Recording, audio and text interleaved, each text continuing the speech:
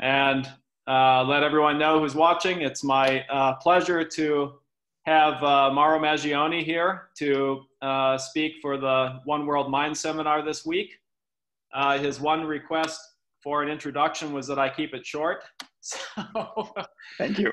I will let Mauro speak for himself, and you will understand that you will understand his excellence through his own words.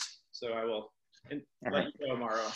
Thank you, Mark. Appreciate very much the invitation from you and all the other organizers. And thank you everyone for being there, wherever you are.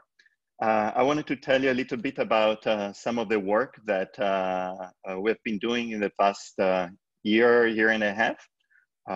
This is all joint work with Fei Lu and Sui Tang and Min Zhong and J.Miller in math and in applied math and statistics at Johns Hopkins. And so now that you know who has done the work, partially funded by both the Air Force Research Office and NSF and Bloomberg Philanthropies and the Simons Foundations this year, I wanted to tell you about this work on trying to learn interaction laws in agent-based systems. And I have two movies here. One with a flock of birds, of sterlings. I downloaded this from YouTube. You can look, there are some beautiful movies there.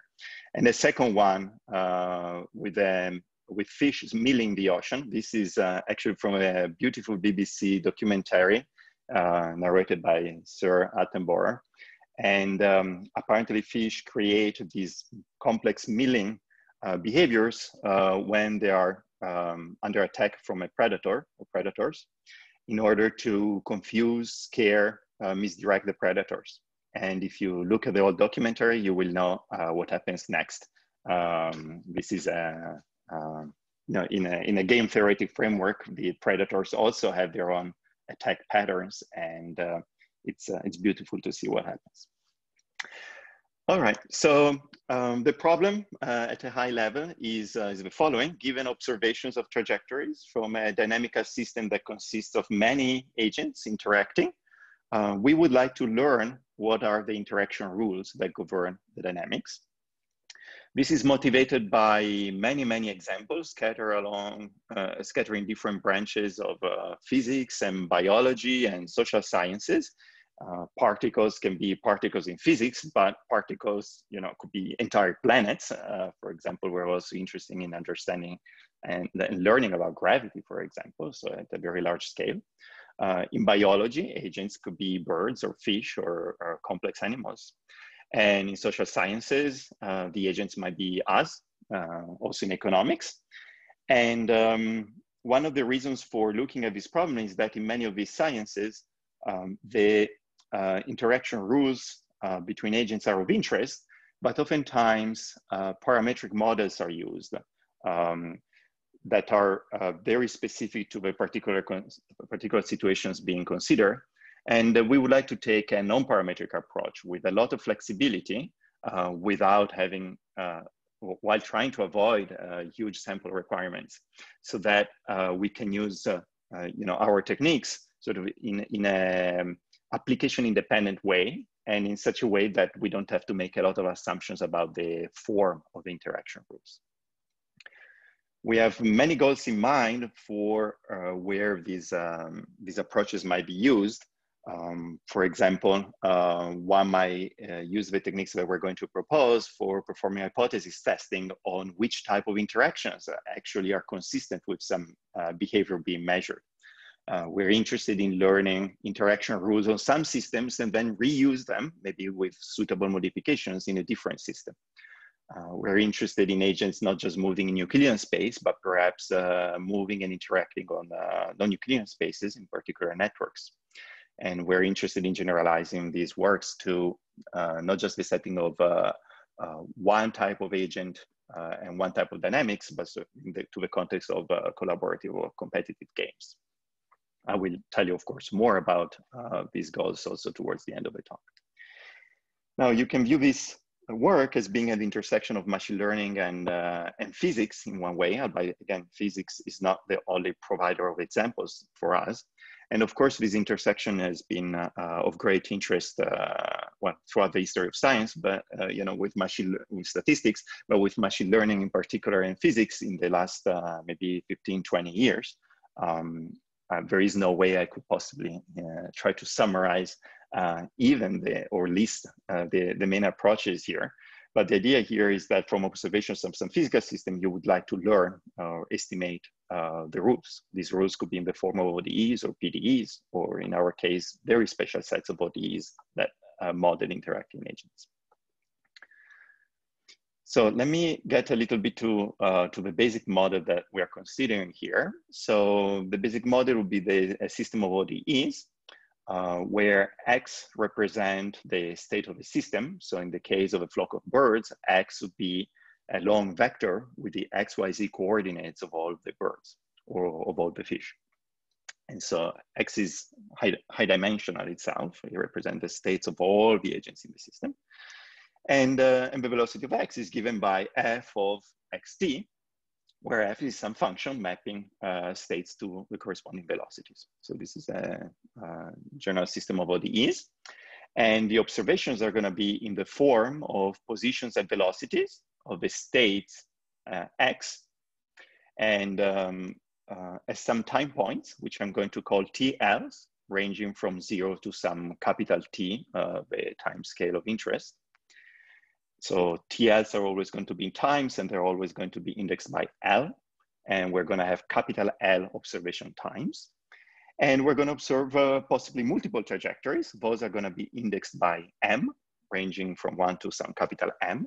And these different trajectories will have different initial conditions. Otherwise, they're going to be the same. Here, I'm talking just about a deterministic system. So if you know the initial conditions and the system of ODEs is well posed, you get a unique solution throughout all time.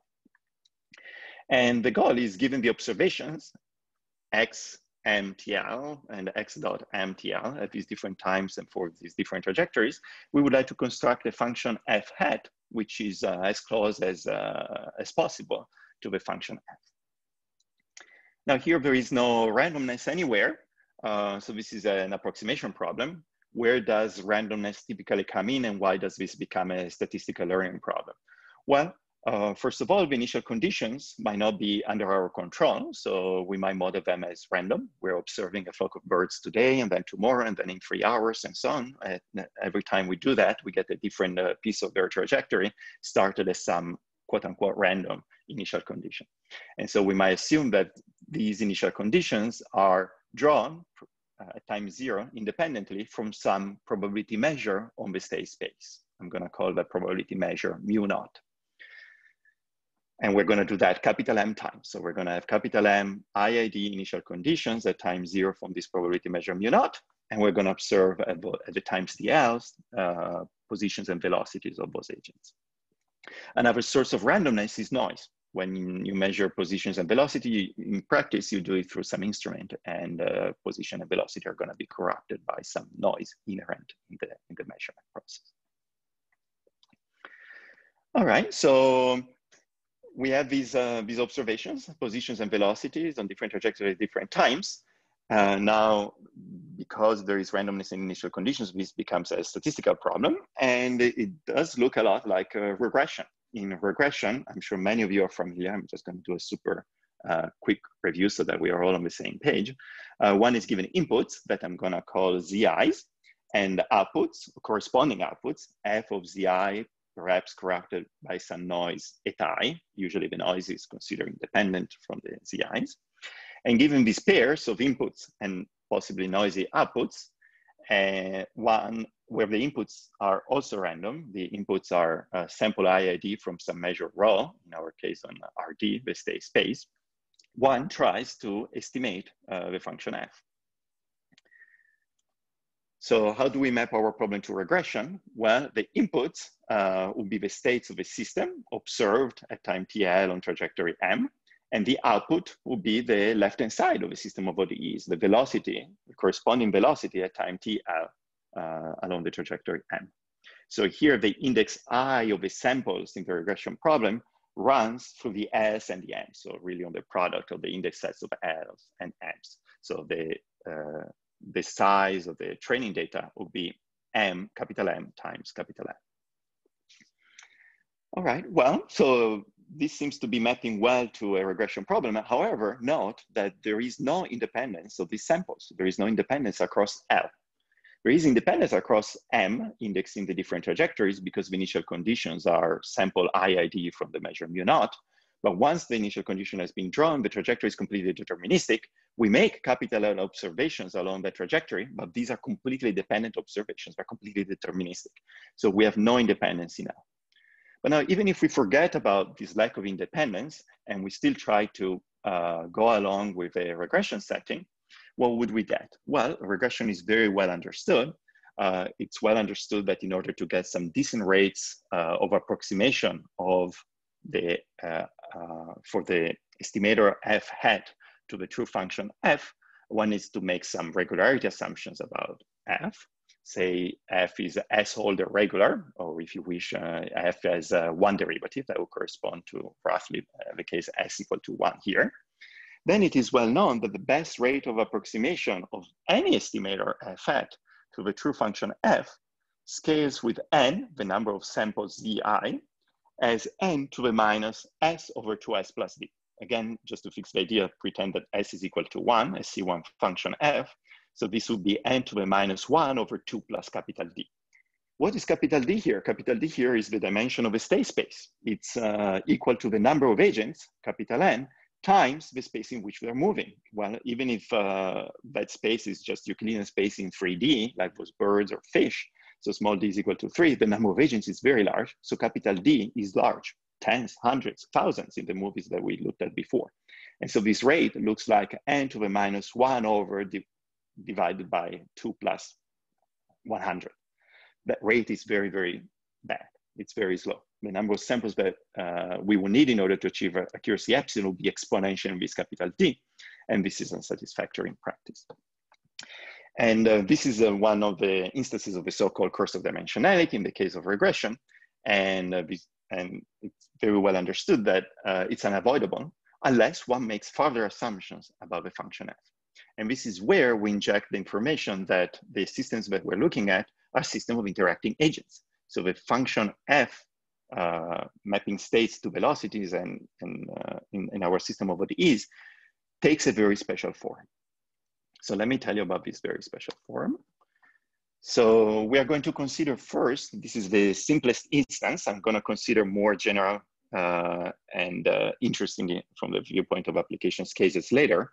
But let me start from the simplest form. In the simplest form, the system of ODEs for interacting agents that we're interested in learning from are represented by the equation at the top here. This is where you really would like to have a laser pointer. So the velocity of the ith agent xi along the trajectory m at some time t, which I omitted since the notation is already kind of heavy, is given by the right-hand side. The right-hand side is an average over agents I prime of the quantity phi of the distance between agent I and agent I prime times the direction connecting agent I towards agent I prime. So every agent I looks at all the other agents indexed by I prime, and it takes a step towards along the direction connecting agent I to agent I prime, and that step as a signed size given by the function phi evaluated at the distance between the two agents. When phi is positive, xi moves towards xi prime by an amount governed with velocity governed by the value of phi at that pairwise distance between xi and xi prime. When phi is negative, you have repulsion between agent I and I prime. This happens for every agent I, looking at all the average agents I prime with the averaging given by that sum. So I hope this gives you some intuition about the form of these equations. And this is a form that we're going to assume for several slides here. Note that written in this form, the unknown here, the right-hand side, that's the function f, really is a high dimensional function, but with a very special structure. And really the only unknown is the function phi that I color in blue. That's the interaction kernel. And that interaction kernel here depends only on pairwise distances. So the function phi is just a function of one variable. This gives a hope to be able to circumvent the curse of dimensionality, because what we need to learn, if we know that the right-hand side is in this very special form, is just a one variable function. And for learning that, if we could only observe the values of the function directly, we will get a rate which is much better. It will be of the form n to the minus s over 2s plus 1, non plus capital D. However, we don't observe the values of a function phi. We observe the value of the whole right-hand side, which is this big average over all the agents of phi times these displacement vectors between agent I and agent I prime. Now, when you look at the right-hand side, a first tempting thing to do is to look at what happens where capital N goes to infinity, when the number of agents goes to infinity. This is the so-called mean field limit.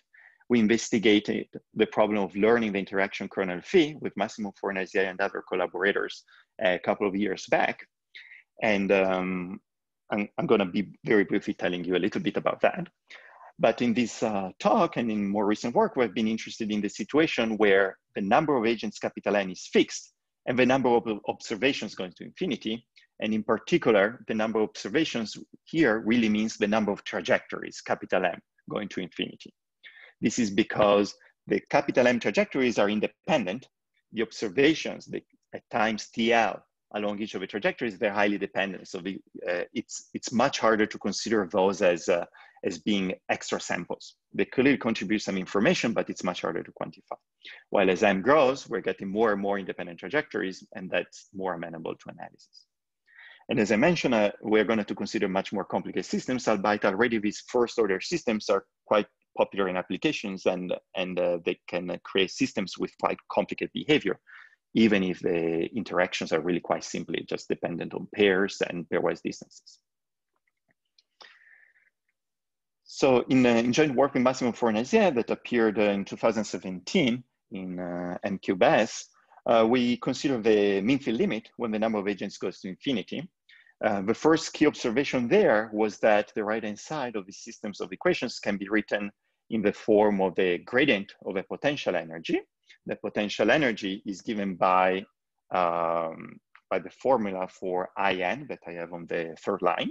It's the sum of these potentials summed over all pairs of agents. These potentials evaluated at pairwise distances.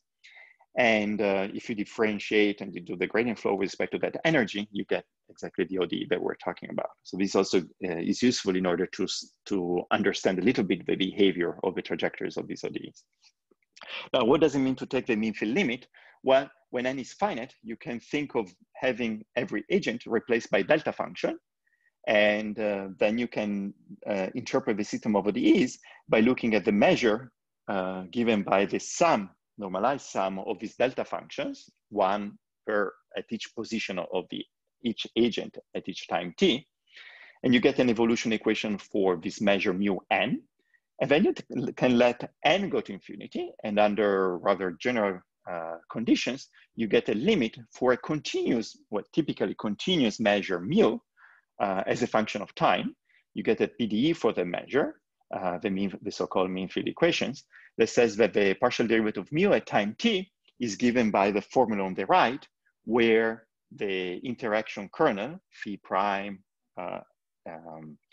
evaluated at a certain value of pairwise distances divided by pairwise distances, convolved with the current distribution of the agents mu t times mu t, gradient, minus gradient, gives the evolution of this measure.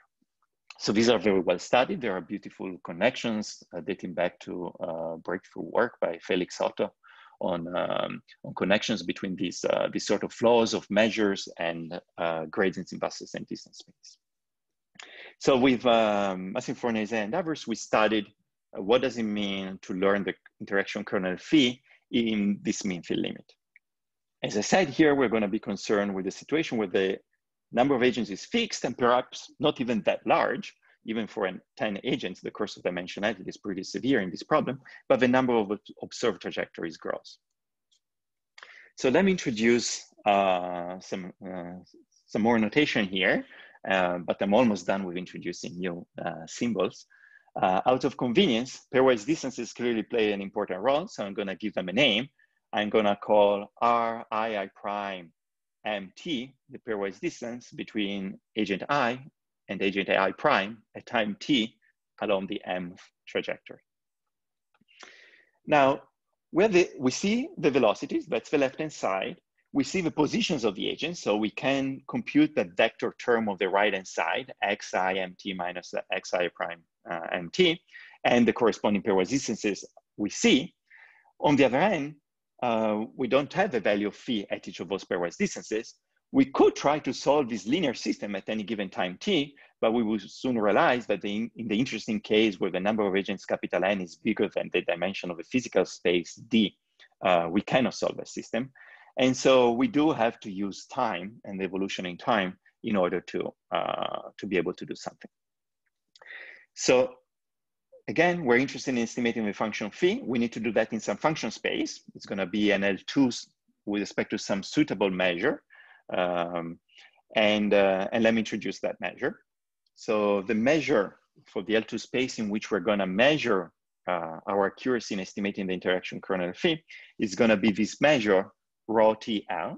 It's going to be a measure on the domain of phi, which is just pairwise distances. So it's going to be R plus. And it's going to be given by the right-hand side. It looks messy, and I know the notation might look a little bit overwhelming at this point. So let me go through this formula with you for a few seconds. So first of all, let me start on the rightmost term. That's a delta function, which are going to drop on the positive real axis at every observed pairwise distance. We're dropping a delta function at pairwise distance r, I prime, m, tl. So whenever two agents, I prime, at some time tl, along some trajectory m, are going to be at a certain pairwise distance, we're going to record that by putting a delta function on the positive real axis. And then we're going to simply average these delta functions over all the pairs of agents, over all the observations in time, and over all the initial conditions. And the latest all initial conditions really means all of them. This is a continuous expectations over infinitely many initial conditions drawn from the measure mu naught, which makes this measure independent of capital M, which is how many trajectories we have observed. All right. So with this measure on the positive real axis, let me show you how that looks like in some simple example. So here we are in 2D. We consider 7 particles, so capital N is equal to 7. Particles moving in the plane, and where the potential governing the pairwise interactions is the Lennard-Jones potential. This is a potential that is very commonly used, for example, in molecular dynamics, in models repulsion at very nearby distances. If you look at the graph at the top right, and you look at either the blue or the red curve, the red is the true interaction kernel, and the blue is the estimated one.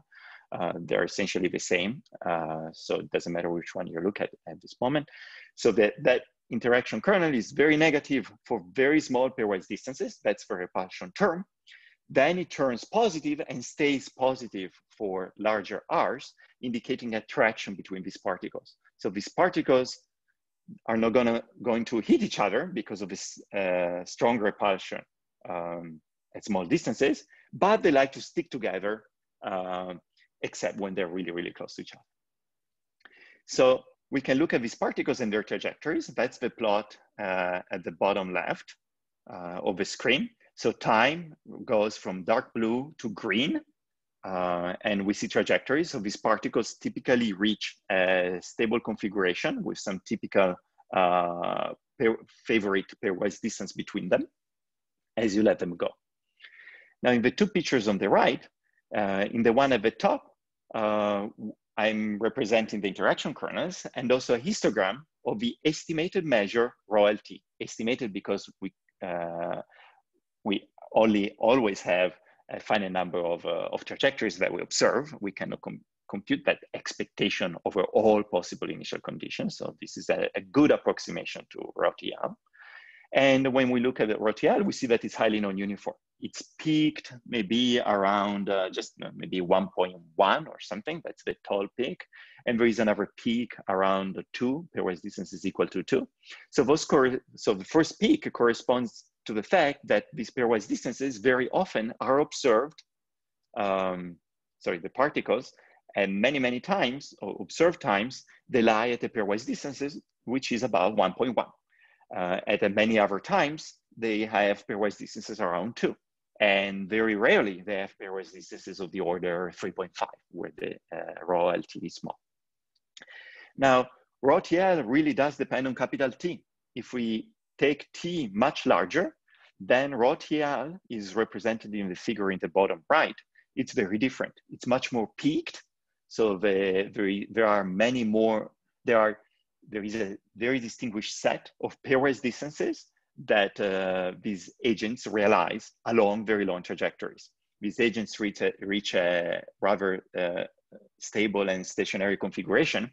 And so in this configuration, there are certain pairwise distances that occur a lot. And that's why we see a raw TL, which is very peaky. All right, so this is to say that the raw TL do depend on capital T, and they're also very far from being uniform measures, like a Lebesgue measure. All right, so back to our problem.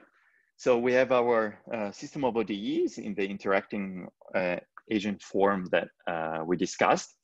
We can rewrite the right-hand side to remind ourselves of the regression setting, perhaps, as being f sub phi of the state ximt. So f sub phi, f is a function mapping the interaction kernel phi to the right-hand side of the ODE. Note that this function is linear. It's a linear map from the unknown interaction kernel phi to the right-hand side of the ODE. Well, we can immediately write down a very natural cost function or error functional that we would like to minimize in order to try to infer phi. So we take an arbitrary, quote unquote, function var phi in red. So this is a var phi and not a phi to distinguish it, and it's also a different color. So this is an arbitrary putative interaction kernel. And the value of the empirical error functional at var phi is given by a least square fit between the observed velocities, x dot I MTL, and what the right-hand side of the ODE would be with the interaction kernel given by var phi. That's what that f sub var phi evaluated at the observed positions xi MTL represents. If var phi was exactly equal to phi, that each term in the sum will be exactly 0 because we have the right interaction kernel and the trajectories and the observations, and therefore the observations satisfy the system of ODEs. So it's very natural to ask to minimize this empirical error functional in average over all the observations, in average over L, the observations in time, in average over M, the different trajectories, and in average over all agents xi. And so we are going to define our estimator as a minimizer of these empirical error functionals over var phi, ranging in some function space. Now, of course, for computational, but also for statistical reasons, this function space, which is called the hypothesis space, in which we will be searching for an estimate for the true interaction kernel phi, will be finite dimensional. We'll have some dimension that we call small n. And therefore, our estimator phi hat LMH will depend on that hypothesis space, and is going to be the minimizer of the empirical error functional, where var phi ranges in that hypothesis space. So of course, when H is a linear subspace, this will boil down to be just a least squares problem, at least 200 years old, due to Gauss or Legendre. It's actually not easy to establish who used this first. And the subspace H, the hypothesis space, serves as a regularizer. And of course, already Gauss knew the importance of regularizing least squares problems. All right, so we have our functional that we wish to minimize and defines our estimator phi hat. When is this least square? When does this least square problem give us good solutions? Well, this least squares problem better be well posed. And in order for this least squares problem to be well posed, we need a crucial condition, which we call a coercivity condition, which says that if we pick putative interaction kernels phis such that phi r times r is in H. So that funny notation phi of dot in H means phi of the argument R, a pairwise distance, times R is in H. Then this inequality is satisfied. This inequality says that we would like to have a constant, of course, strictly positive, such that for all the functions in H, the L2 norm of those functions is a lower bound for the right-hand side. And if we have this coercivity condition, then at least in the limit of infinitely many trajectories being observed, then we have a unique minimizer for our empirical error function. So our phi hat, at least in the limit as m goes to infinity, is unique.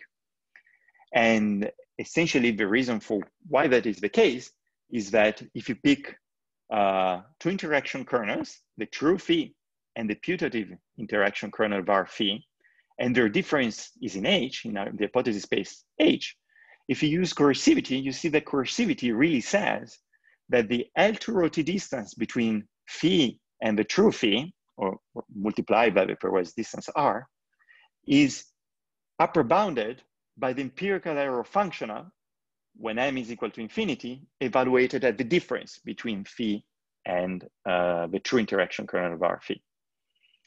And therefore, if the empirical error functional is evaluated at the, which is non-negative, turns out to be 0, exactly when phi is equal to the interaction kernel of R phi, then phi, the true phi and the putative interaction kernel of R phi have to be identical in L2 of rho t.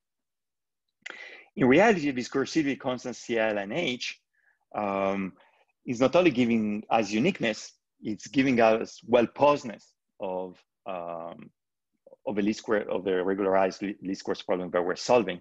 So it actually coincides with the smallest singular value of the matrix that we're going to pseudo-inverse in order to obtain our interaction kernel. So it's not just giving us uniqueness of the minimizer, but it's also controlling the smallest singular values of the matrices that we need to invert, and therefore controls condition number, and therefore controls robustness of the identification of the interaction kernel. So now we have the function that we want to minimize. The minimizer is going to be our estimator, and we're going to assume the coercivity condition. We still haven't decided how to choose the hypothesis space H, and here there is a common strategy for choosing these hypothesis spaces. The geometric picture is that there is the unknown interaction kernel phi somewhere in function space. That's L2 or RTL, but in fact, we restrict our attention to functions in there, say C1 interaction kernels. That's the space KRS, which I guess I had over here and I forgot to discuss. So the set of what we call admissible interaction kernels is going to be made of C1 functions with compact support and a uniform bound both on the support, that's a capital R, and on their L infinity norm and the L infinity norm of the derivative, that's the capital S.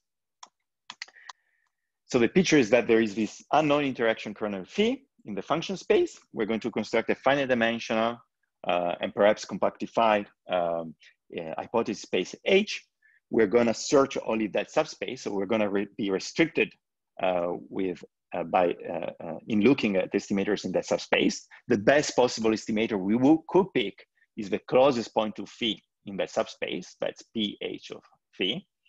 But because our observations are random, and of course phi is unknown, we are not going to be able to get exactly pH of phi, but our phi hat is going to be in H and hopefully pretty close to pH of phi. The distance between phi and pH of phi is completely determined by the geometry of the problem, and it's an approximation theory question, how well functions in H can approximate the true interaction kernel phi. The other part of the error, which is the difference between phi hat and pH of phi, is random. It depends on the randomness of the initial conditions and therefore the data that we have observed. Now in standard regression, this is the end of the story. This is not standard regression, again, because we don't observe the values of the interaction kernel phi at any pairwise distance. We only see the values of the function f sub phi. And but thanks to the coercivity condition, we can sort of invert that linear map that is determining our observations. And so we're now able to state the main result, at least in this special setting of first order ODE systems with interaction kernels that only depend on pairwise distances. So this result is going to tell us how to choose the subspaces Hn, and it's going to tell us about the rate at which the estimators are going to converge to the true interaction kernel phi. So the theorem says, suppose you can construct a sequence of hypothesis spaces Hn, not just one, but a whole sequence with dimension of Hn about n.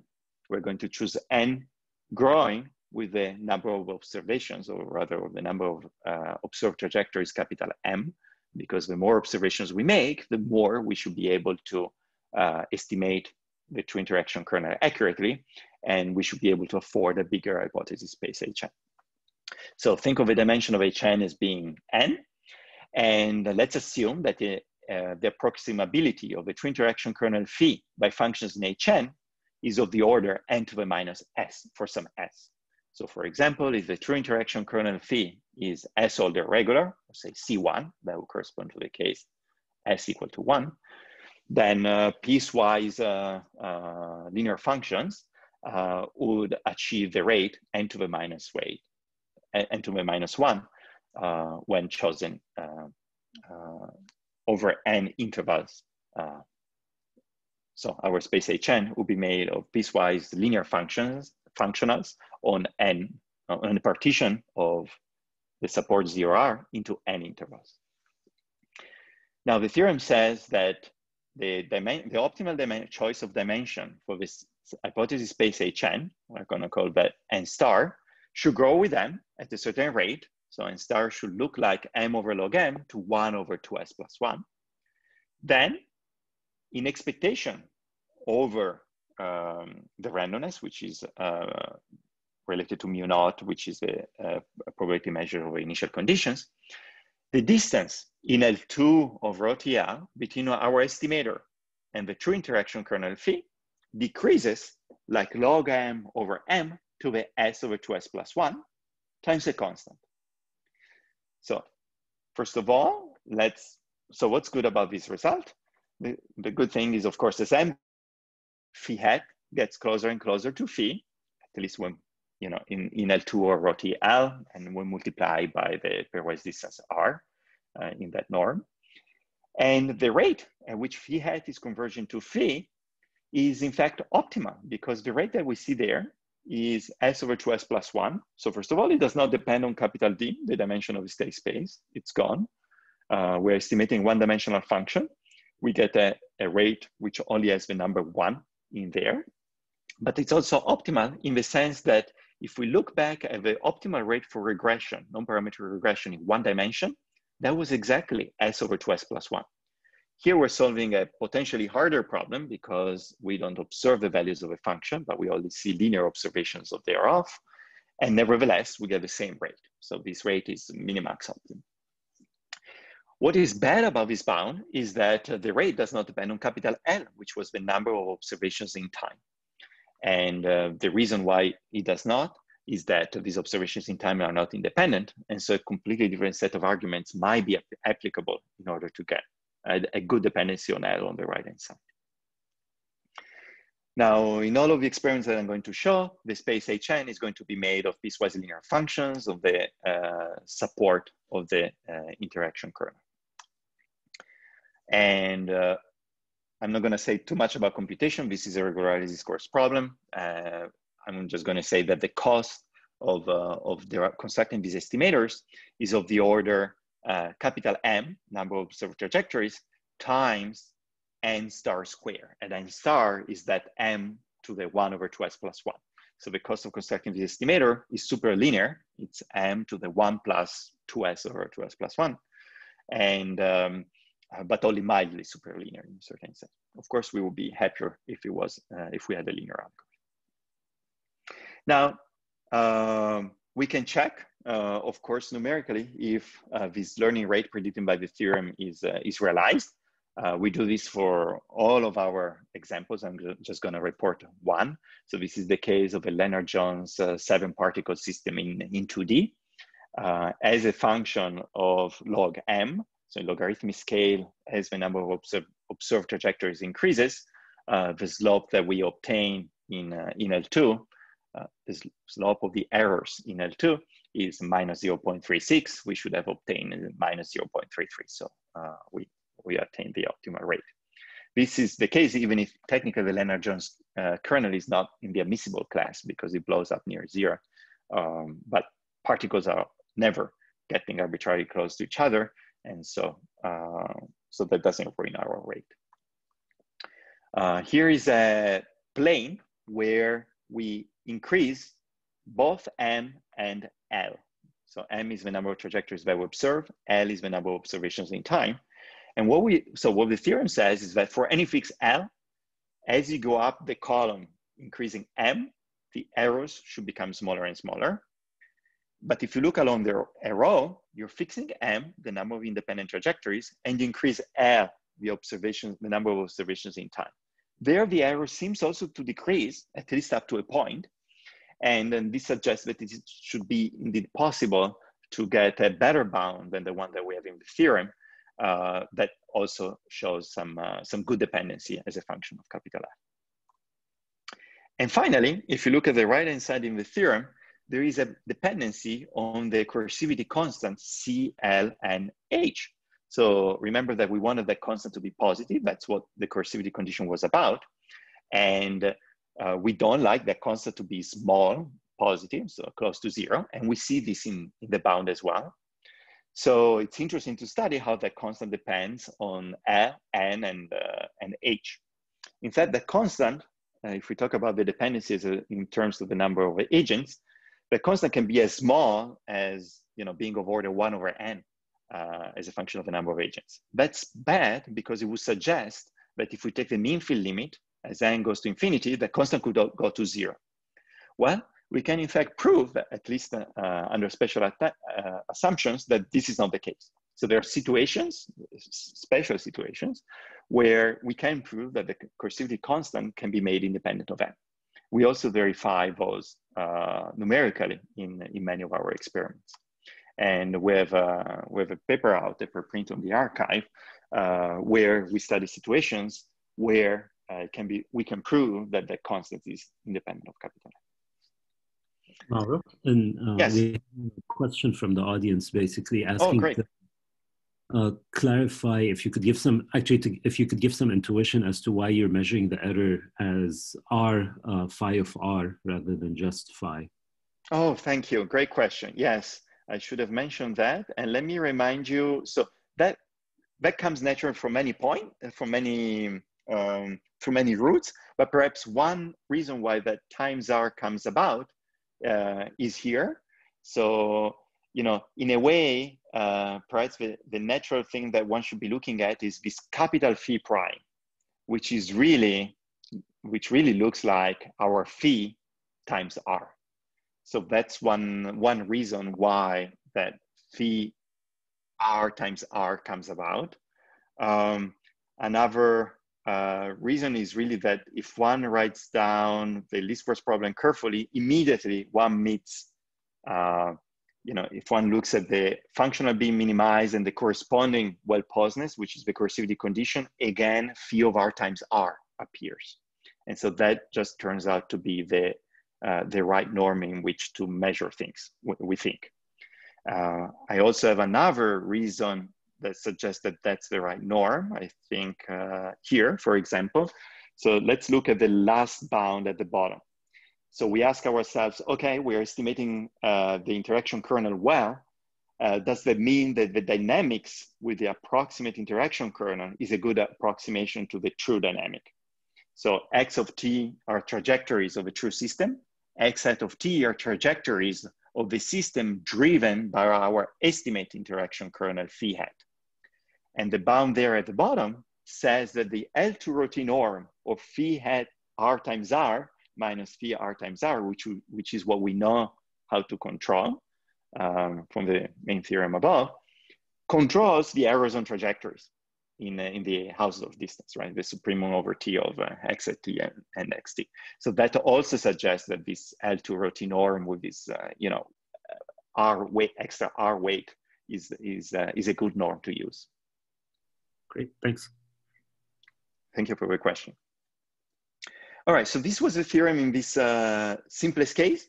We have extended these results to many more general systems with interaction kernels that do not just depend on pairwise distances, but are interaction systems that are not driven by first order equations, but higher order equations. And I just wanted to show you some of these examples. So one basic system is opinion dynamics. So the interaction kernel, so this is a first order system. The interaction kernel is depicted here as a function of R. So this models dynamics of opinions. This interaction kernel says that agents with similar opinions, say below 0.8, interact and have opinions that change in time in an attractive fashion. Between 0.8 and 1, nearby opinion, so opinions that are at that distance attract each other very much, and then opinions which are farther away do not attract each other. And in black is the true interaction kernel phi, in blue is our estimated phi hat, and we also plot the measure rho TL estimated with many trajectories, so it's almost the true rho TL measure, and the measure rho LTM, which we can construct when we're given only M observations. And here M is pretty small, it's just 16. So we get some approximation to the true interaction kernel, but now if we increase the number of observations to M equal to 128, 1000, 8000, we get better and better approximations to the true interaction kernel by choosing the approximation spaces as piecewise linear functions with a number of pieces, so with a dimension that scales as dictated by the theorem. And if we look at trajectories, well, our data is based on observations on a teeny time interval. You see that red dotted line going there. So we make observations of a system for a very small time interval, but then we can run the system both with the original interaction kernel and the estimated one for very large times. So pictures on the left are going to be trajectories of the original system, and picture on the right are going to be trajectories of a system driven by the estimated interaction kernel, both in the time interval where we train and for much larger time. And we see that we get very good approximation, and both for small times and very large times. And we also see this clustering of opinions for large times. The difference between the first row and the second row is that in the first row, we have an initial condition that was in the training data. And in the second row, we have a new initial condition drawn at random from U0. So we're really making predictions for new initial conditions as we should. Now, a trivial example of transfer learning, if the number of agents goes from capital N, which I think was 2, 4, maybe 10 in this example, to 4N, so 40 agents, but the interaction kernel doesn't change, the interaction kernel that we learn on 10 agents can be used to predict what happens to 40 agents. That's the picture at the bottom right. No new learning is needed. All right. If we have noise in the observations, in the observed positions and velocities, that's another type of stochasticity. We're still investigating how, if we can prove something rigorously about this, but here is a numerical example.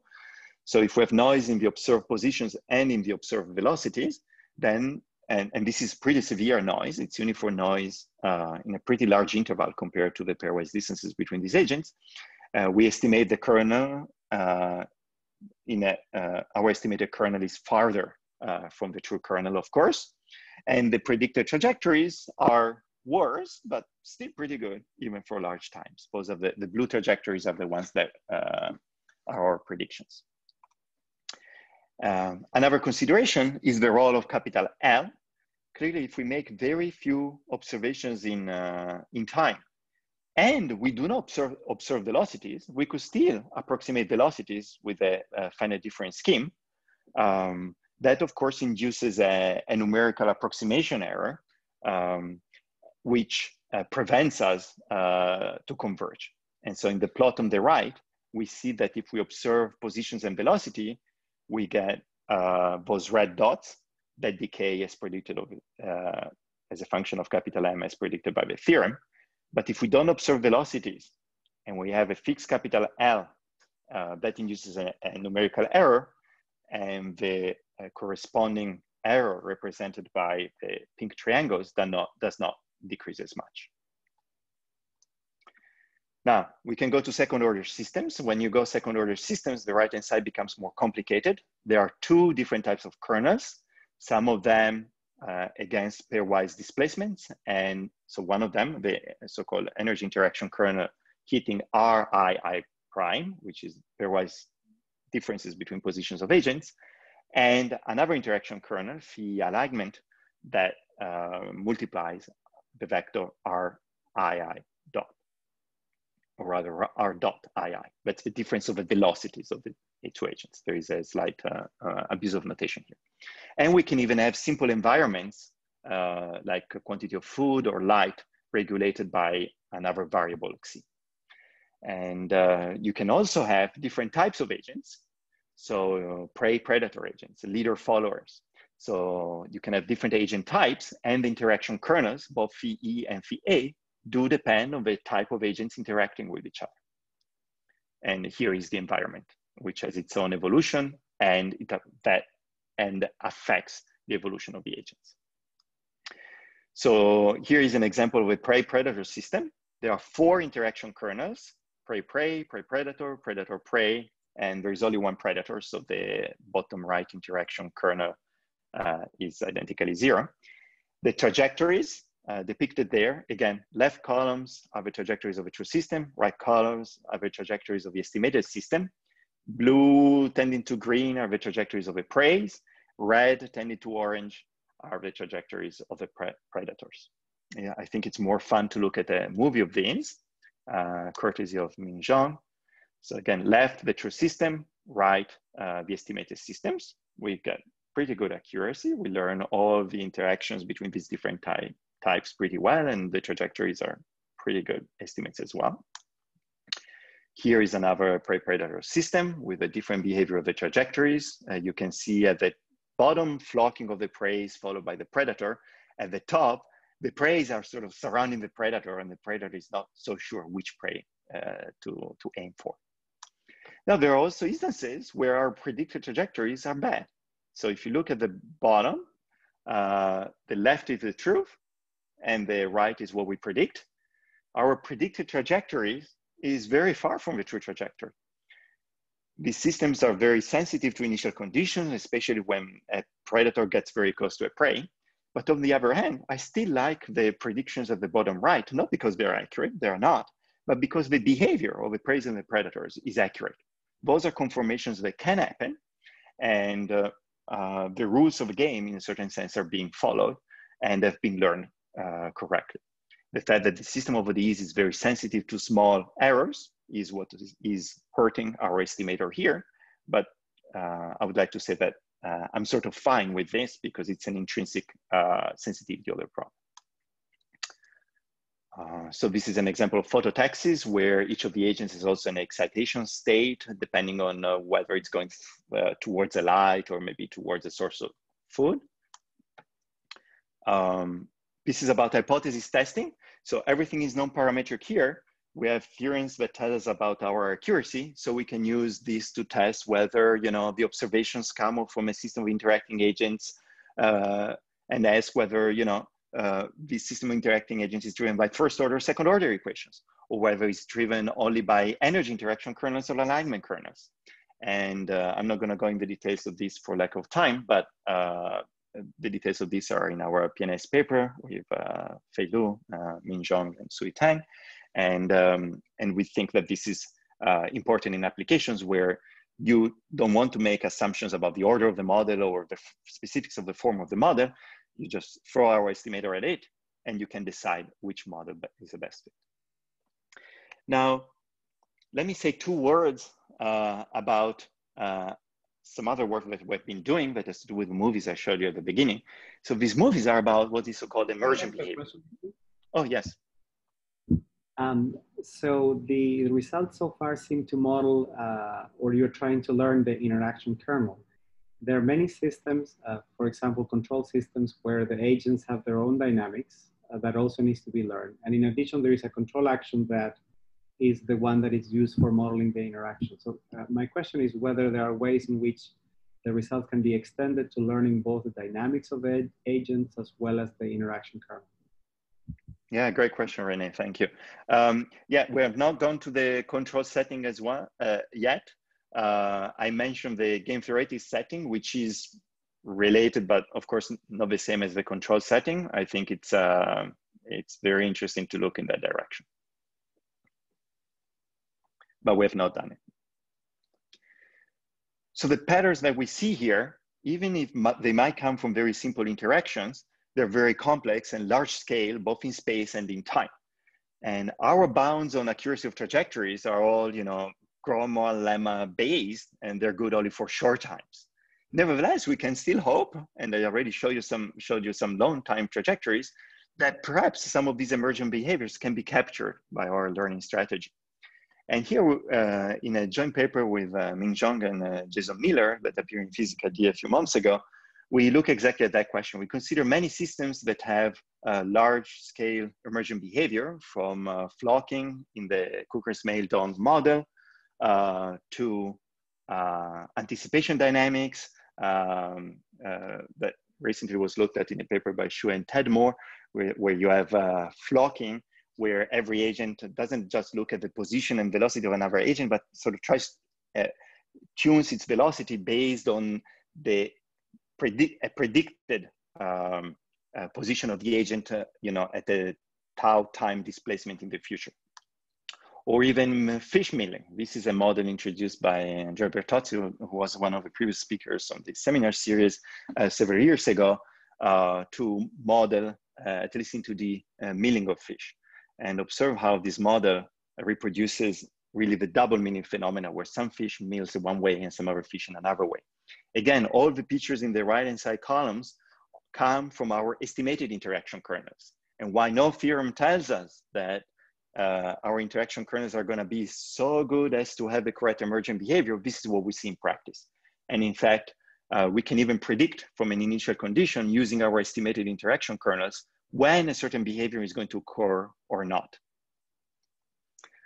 We've been studying gravity. That's a different setup where the interaction kernels are from a parametric family, parameterized by mass. I'm going to skip this in the interest of time, which is up.